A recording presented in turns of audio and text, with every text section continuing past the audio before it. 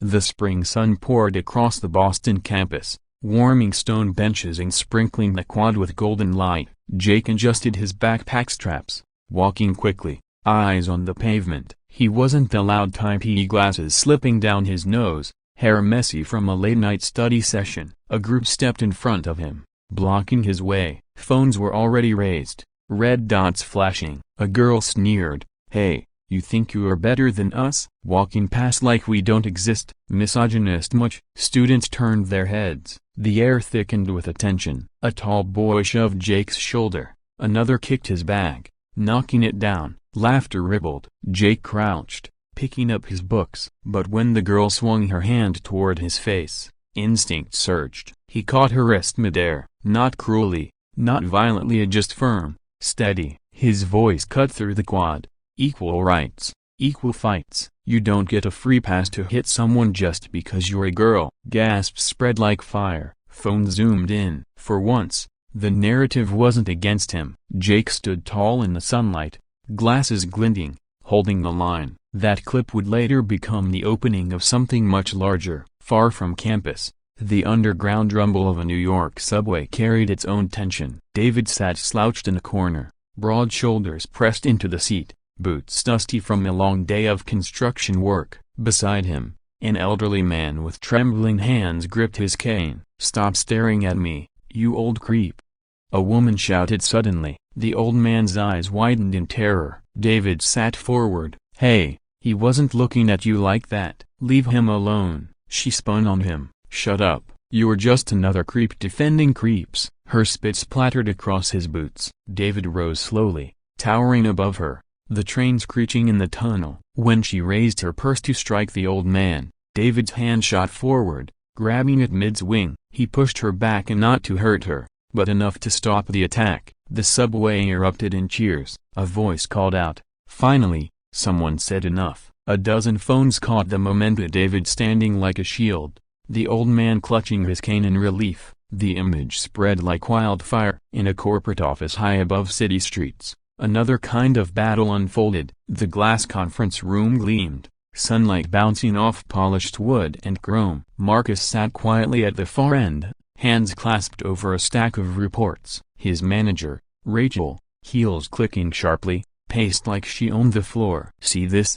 she said, holding up Marcus's work. "Sloppy, typical. Men just don't have the attention to detail women do." Uneasy chuckles echoed. Marcus's jaw tightened. He had endured months of Thie's mockery, stolen credit, being erased. But not today. He stood. His voice was clear. "Rachel, you've mocked me in front of this team for months. You've taken my work and put your name on it. You've reduced me to a punchline." Rachel blinked, smile faltering. Marcus slid a folder across the table. "Here are your emails and my work, submitted under your name. Equal rights mean equal accountability. I'm done being silent." The room froze. A phone secretly recorded Rachel's color draining. Weeks later, she was gone. The clip of Marcus standing with proof, calm and steady, became another piece of the puzzle. Elsewhere, in the mirrored walls of a gym, the clang of weights mixed with the thrum of treadmills. Chris, a trainer built like stone,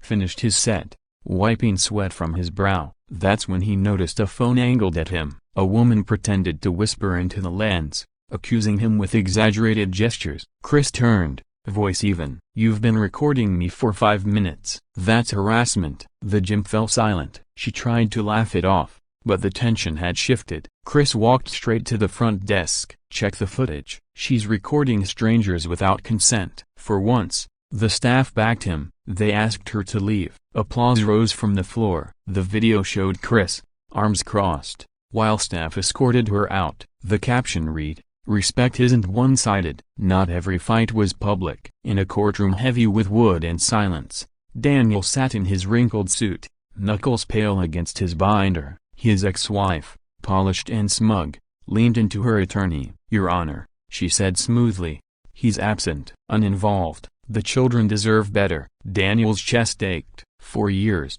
he had stayed quiet, watching his role shrunk to 2 weekends a month. Today, he stood. His binder hit the table with a thud. Inside were school sheets with his signature, doctor's forms with his handwriting, teacher statements praising his consistency. He looked the judge in the eye. Enough. I love my kids. I've been there every step. Equal rights should mean equal parenting. My children deserve more than weekends. The courtroom hushed. The judge's gaze softened. Then came the nod. Joint custody. The ruling barely made headlines. But within fatherhood forums, Daniel's stand was shared like fire in the dark. On the neon-lit streets of Chicago, Jamal and his friends walked under buzzing signs, laughter carrying through the cool night. Two women stepped into their path, grins sharp, smile more.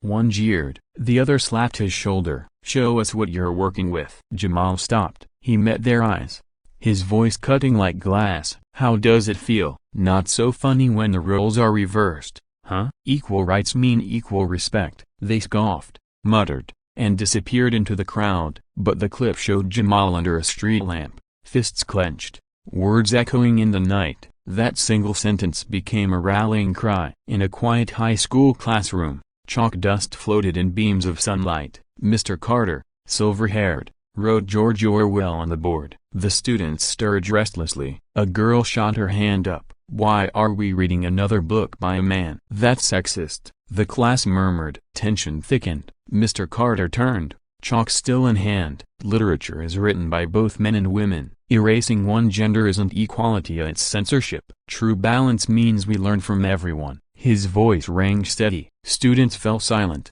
some nodding. A phone captured the moment. The video spread online with a caption, "Finally, a teacher who tells the truth." One by one, these clips stitched together. A student on a quad, glasses flashing in the sun. A construction worker shielding an old man from a swinging purse. A weary analyst sliding proof across a polished boardroom table. A trainer standing unshaken as staff escorted a liar away. A father gripping documents as he demanded custody. A young man under a street lamp, defiant. A teacher framed by chalk and light, speaking balance into chaos. The compilation was titled, "Equal Rights, Equal Fights, The Stories They Don't Want You to See." It wasn't about men lashing out, it was about men standing tall, refusing silence, demanding fairness where none was given. Millions watched. Arguments exploded. Some dismissed it as fragility. Others whispered, "Finally." The final frame showed bold white letters on black.